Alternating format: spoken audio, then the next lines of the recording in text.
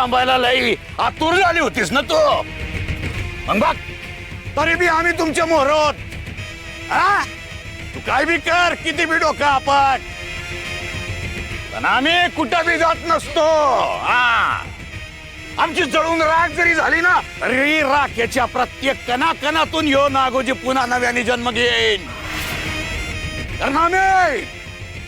कारण यो नागोजी चेला चेला, गुरुजी घरोबाचा चेला. जवळ आम्ही तुला मारणार नाही ना, जवळ शांत बसणार नाही.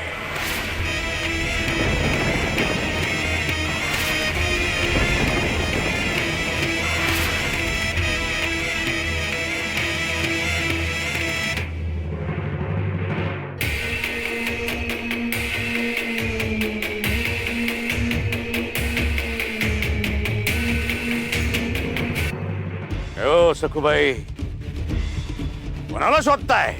हा तुमच्या जोडीनं मारायला कोणाचा जीव तडफडतोय? हा कोण आहे सांगा, कोण आहे? अरे कोणाचा जीव वर आलाय? कुणी दडून बसलाय का? अहो सखुताई बोला की. बाबाजी, मी तुमचं काय वाईट काय केलंय? लोक जेव्हा तुम्हाला मारत होते तेव्हा मीच त्यांना अडवलं, तुमचा जीव वाचवला आणि तुम्ही माझ्याच जीवावर उठलात.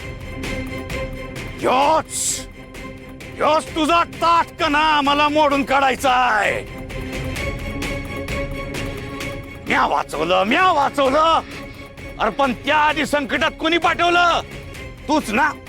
हा नाही, आमच्या लोकांना भडकवून मठामध्ये कोणी पाठवलं? अरे आम्ही साधी विनंती केलती का त्या इटोबाचं नाव कायमचं पुसून टाकून जिंगरोबाच्या नावाचा उदो कर. पण नाही, तू नाहीच केला. आडमुठेपणा तुझा. आडमुठी कुठली? आता तुझ्या सकट तुझ्या समध्या माणसांना धकधकत्या निखाऱ्यावर बसवतो की नाही बघतो. आता तुझ्याकडे दोनच वाट आहेत, शरण नाही तर मरण. तिसरी वाटच नाहीये तुझ्याकडे सखू.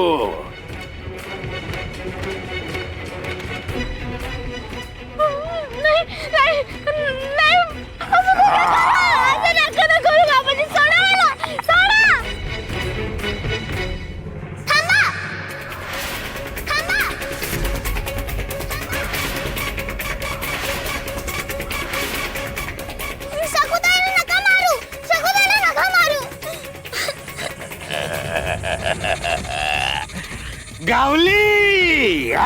चूक गावली का नाही? बिळातली चिचुंदरी बरोबर बाहेर आली.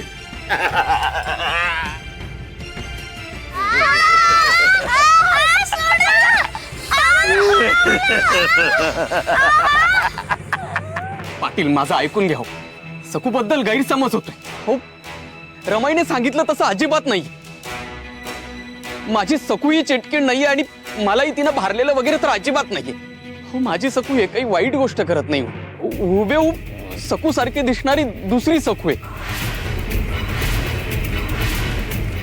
आणि तीच हे सगळं करते. हो पाटील, माझी स्वतःची खातर झाली आहे म्हणून सांगतोय. जे काय घडतंय ते दुसऱ्या सकूमुळे घडतंय. ऐका माझं. अरे आम्ही काय मूर्ख वाटलो का तुला? दुसरी सकू. पाटील, तोंडाला येईल ते बोलतोय हा. आणि काय रे, दुसरी सकू काय आभाळात नाही येईल का? हो नाही, तुम्ही नीट ऐकलं नाही भास्कर बुवा. सकू आभाळातून कशी पडेल? हो, ती दुसरी तिसरी कोणी नाही तर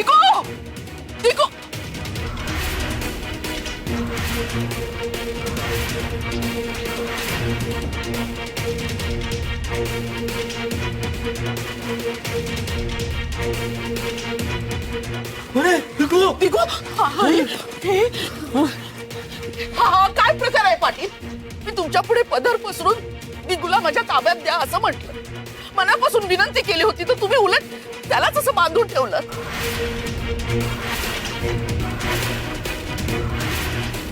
हा दिगूचा काय दोष आहे यात?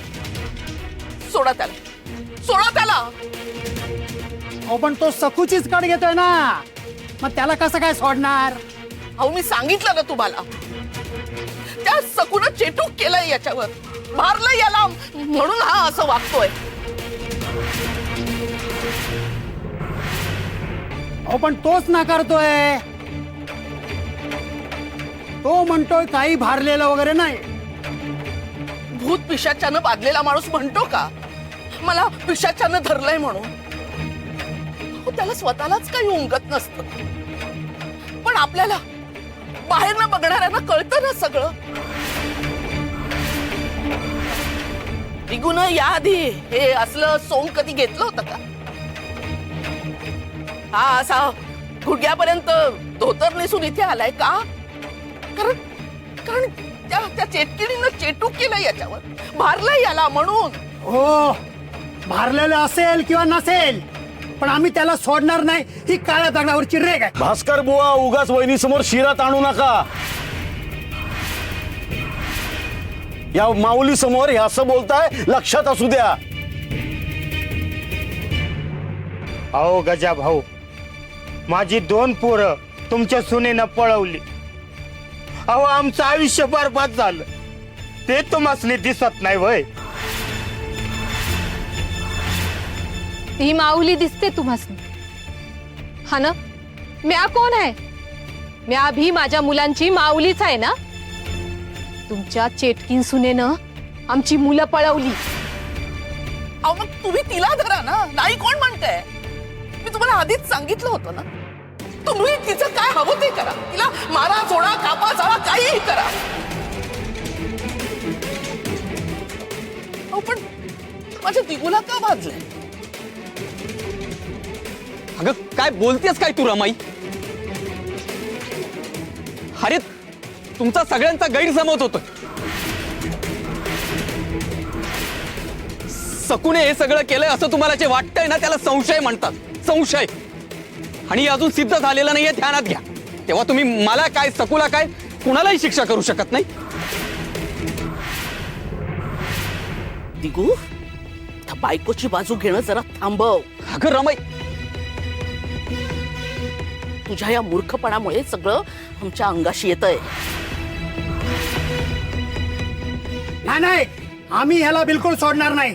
पाटील, तुम्ही उगाच मऊ होऊ नका. ओ सखू यायला हवी असेल तर यांना सोडून चालणार नाही. तर नवऱ्याला बांधलं म्हटल्यावरती झटकत येईल. हो नाही ती